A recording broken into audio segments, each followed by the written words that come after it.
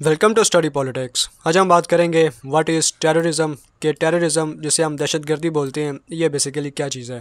तो आज हम देखेंगे कि व्हाट इज़ टेररिज्म, दहशतगर्दी क्या है, पर्पस ऑफ टेररिज्म, इसका मकसद क्या होता है, और सुसाइड टेररिज्म, इसके पीछे क्या लॉजिक होती है। तो आज हम ये सारी चीज़ें देखेंगे और कंसेप्ट क्लियर करेंगे कि बेसिकली दहशतगर्दी क्या है और जो खुदकुश धमाका करते हैं इसके पीछे क्या लॉजिक होती है। ठीक है, तो आइए इसको शुरू करते हैं।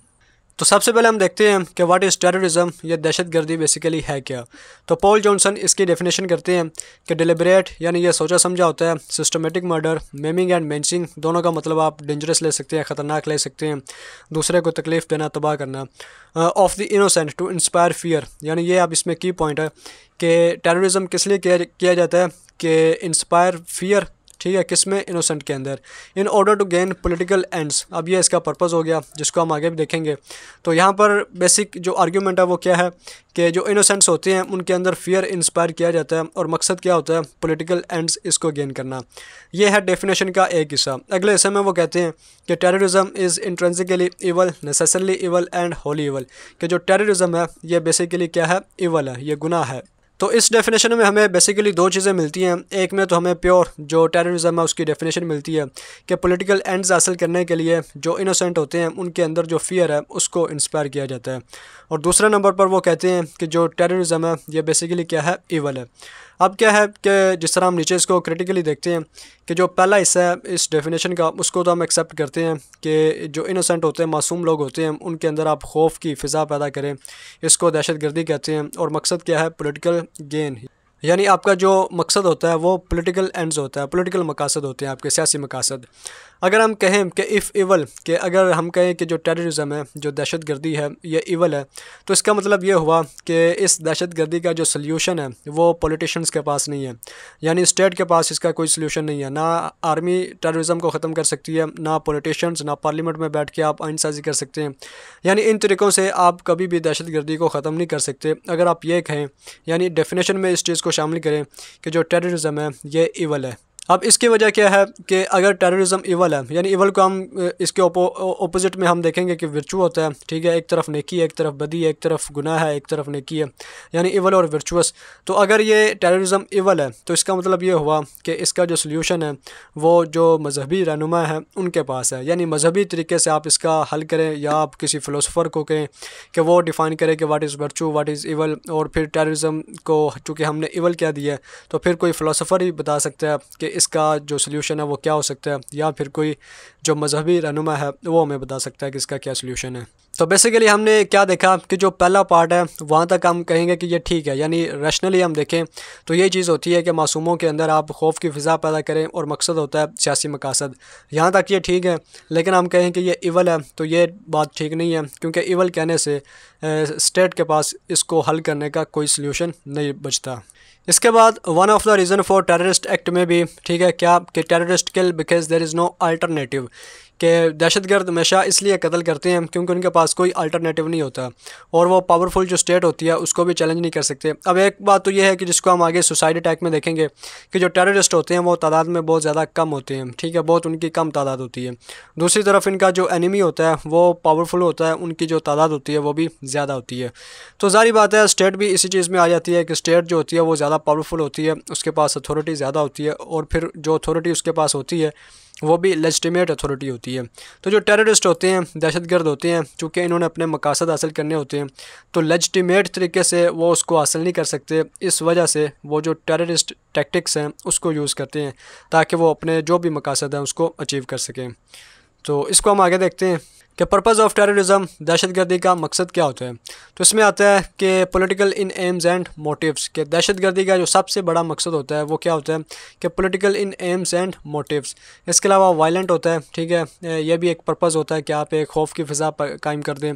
Design to have far reaching psychological repercussion, कि एक दफ़ा आप जानते हैं कि कोई खुदकुश धमाका हो जाए, आपने कभी अपनी ज़िंदगी में अगर इसको एक्सपीरियंस किया हो तो आपके जहन में वो फिर कायम हो जाता है। फार रीचिंग साइकोलॉजिकल रिपरकशन, कि वो फिर इतनी जल्दी जहन से जाता नहीं है, आपके अंदर एक खौफ की फ़िज़ा कायम रहती है। इसके अलावा perpetrated bye non state entity, यह तो जाहिर सी बात है कि स्टेट ने तो जाहिर बात नहीं करवाना, जो नॉन स्टेट एंटिटी होती है वो हमेशा ये काम करती है। यहाँ पर मैं एक और डिफरेंस वाज़ा कर दूँ कि टेररिज्म के अंदर और जेनोसाइड के अंदर। जेनोसाइड बेसिकली स्टेट की तरफ से होता है, ठीक है, यानी स्टेट स्पॉन्सर्ड होता है कि जिसमें आप लोगों का जेनोसाइड करते हैं, उनका कत्लेआम करते हैं। जिस तरह हिटलर की मिसाल मिलती है हमें कि वो स्टेट की तरफ से जो जूश थे उनका जो जेनोसाइड था वो किया गया। इसके उलट जो टेररिज्म होता है ये बेसिकली अगेंस्ट स्टेट होता है, यानी ये रियासत के ख़िलाफ़ होता है और इसका मकसद होता है पॉलिटिकल पावर को अचीव करना, ठीक है। तो ये भी एक डिफरेंस है कि टेररिज्म में पॉलिटिकल पावर को अचीव करने के लिए स्टेट के ख़िलाफ़ आप जो भी कार्रवाई करते हैं वो करते हैं, जिसमें जो टेररिज्म है ये बेसिकली एक टैक्टिक है। दूसरे लफ्ज़ों में जो जेनोसाइड है वो स्टेट की तरफ से होता है जिसमें आप लोगों का कत्ले आम करते हैं। तो एक मकसद ये भी हो गया कि बेसिक मकसद यही है कि political in aims and motives. अब ये कई तरह के हो सकते हैं, जारी बात है, इसको हम आगे देखते हैं। इसके बाद हम देखते हैं कि यूज़ ऑफ सुसाइड अटैक, कि ये जो खुदकुश धमाके होते हैं इनके पीछे बेसिकली क्या लॉजिक होती है। तो सबसे पहले आप देखिए कि strongest and most well known terrorist organisation very small in number, कि दुनिया के अंदर जिनके बारे में मशहूर है, जिनके बारे में कहा जाता है कि वो स्ट्रॉन्गेस्ट हैं और वेल नाउन टेररिस्ट ऑर्गेनाइजेशन है, उनकी तादाद बहुत कम होती है। मिसाल के तौर पर अलकायदा के बारे में मशहूर है कि वो दुनिया की नंबर 1 टेररिस्ट ऑर्गेनाइजेशन है। अब इसके बारे में आप देखिए कि अलकायदा की जो कोर मेंबरशिप है, यानी जो लीडरशिप है इसकी, वो 200 से 1000 के दरमियान है, ठीक है। इसके अलावा इसके लिए जो फाइटर्स हैं या जो इसके फंडर्स हैं वो 2000 से 20,000 के दरमियान है। यह टोटल अलकायदा होगी, ठीक है। अब इसके मुकाबले में जिसके ख़िलाफ़ अलकायदा काम करती है, यानी अमेरिका को आप देखिए कि 1.4 मिलियन फ्रंटलाइन आर्मी है उसकी, यानी जो एक्टिव पर्सनल है, 1.1 मिलियन उसके रिज़र्व में है। इसके अलावा न्यूक्लियर जो हथियार हैं उसके पास वो 7100 हैं।